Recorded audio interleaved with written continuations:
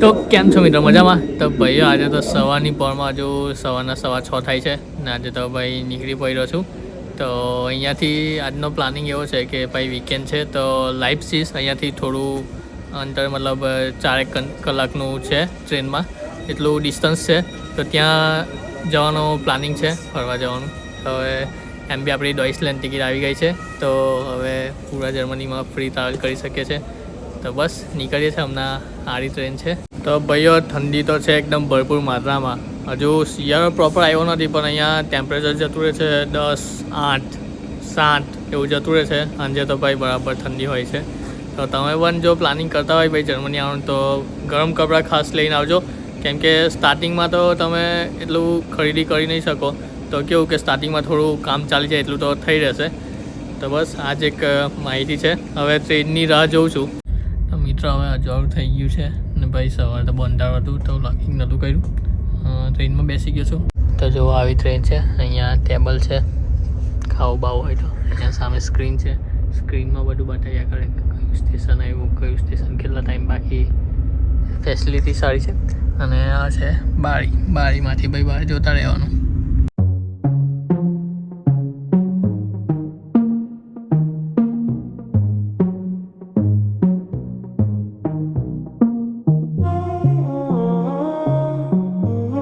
તો ફાઇનલી મિત્રો ટ્રેનનો સફર થાય છે અહીંયા પૂરો.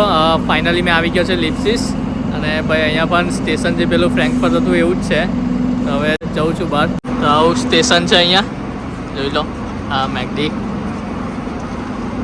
તો મિત્રો ફાઇનલી હવે જઉં છું સિટી સેન્ટર લીપ્ઝિગ. ત્યાં બતાવું કે કેવું જે સિટી સેન્ટરનો એરિયો છે એ બતાવું. થોડું ફ્રેશ થવા ગયો હતો તો ફ્રેશ થઈ ગયું છે, કપડાં પણ ચેન્જ કરી લીધા. હવે જઉં છું. અને ભાઈ પબ્લિક તો આવતીકાલે જોઈ હતી, પબ્લિક તો હતી જ. તો હવે જોઈએ કેવું છે સિટી સેન્ટરનું માહોલ.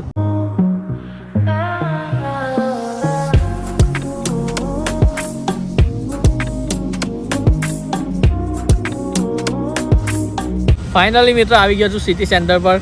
હવે અહીંયા બતાવું ધીમે ધીમે. હમણાં તો બેઠેલો છું ભાઈ, ઠંડી બહુ છે. ઠંડી છે પણ જ્યારે પવન આવે છે ને એકદમ પાસમાં તારે બહુ ઠંડુ ઠંડુ લાગે છે. તો હવે બતાવો એક એક કરીને એરિયા. આગળ સિટી સેન્ટરમાં આગળ ચર્ચ ને એવું બી છે. ગૂગલ પર જોયેલું છે, હવે જાતે જવું પછી ખબર પડે કે શું શું છે.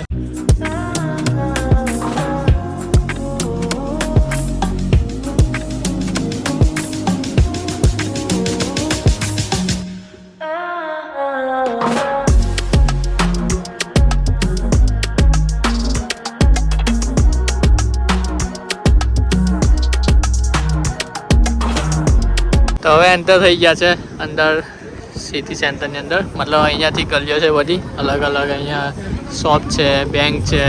અહીંયા ઓટુની શોપ છે. તો ભાઈઓ જે ઇન્ટરનેશનલ સ્ટુડન્ટ હોય તો બધા મોસ્ટલી એવું જ પ્રિફર કરે છે કે ઓટુનું સિમ સારું હોય છે. મતલબ એમાં કોઈ બી એક્ટિવેશન ચાર્જ હોતો નથી. મતલબ સ્ટુડન્ટ માટે સારા પ્લાન હોય છે. તો ઓટુનું સિમ લેજો, એવું પ્રિફર કરજો. વીકેન્ડ છે એટલે પબ્લિક જુઓ, પુષ્કળ પ્રમાણમાં પબ્લિક છે અહીંયા. ને આવું બધું હવે વીકેન્ડ છે એટલે સ્ટોલ લાગેલા છે બધા અલગ અલગ.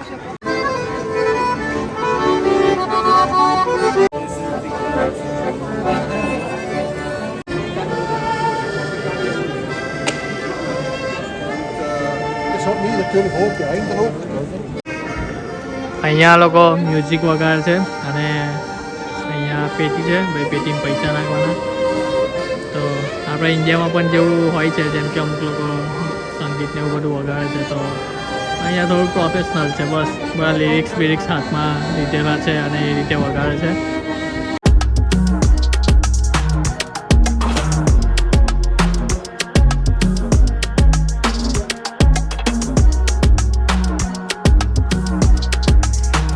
પાછળ જુઓ, પાછળ એક મ્યુઝિયમ જેવું છે, ચર્ચ છે ને હવે મ્યુઝિયમ બનાવી દીધું છે. તો હવે જોઈએ.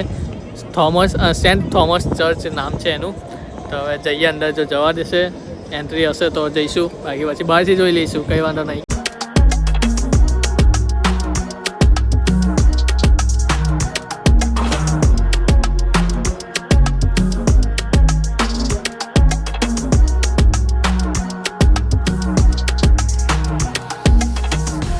તો મિત્રો તમારા ભાઈથી થોડી મિસ્ટેક થઈ ગઈ હતી. જે પેલું હતું એ તો મ્યુઝિયમ જ હતું. આજે પાછળ ચર્ચ દેખાય છે તો આ છે સેન્ટ થોમસ ચર્ચ. હવે જોઈએ તો ડોર તો મતલબ જોઈએ ખુલ્લું હોય તો અંદર જઈએ, બાકી પછી બહારથી બતાવીએ.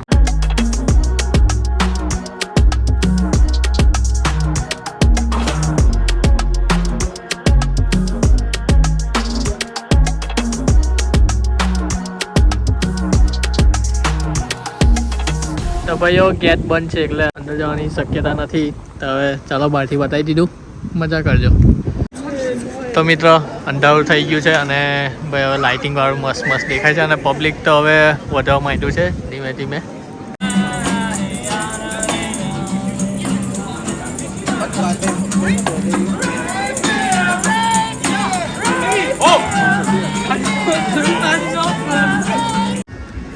તો જુઓ હવે લાઇટિંગ થઈ છે તો કેવું મસ્ત દેખાય છે એકદમ. આ બિલ્ડિંગ પણ જુઓ. આ જે ભાઈ ચર્ચ બોલાઈ ગઈ ત્યાં ચર્ચ નથી, આ મ્યુઝિયમ જ છે. ટિકિટ લઈને ઉપર જવાનું છે પણ બંધ હતું. અહીંયાથી છે આ સ્ટેશન ડીબી એસબાન ને ડીબી, અહીંયાથી નીચે જવાનું. હવે આપણે આ સ્ટેજ પર જવાનું છે, અહીંયાથી એક્ઝિટ થવાશે, બહાર નીકળાશે.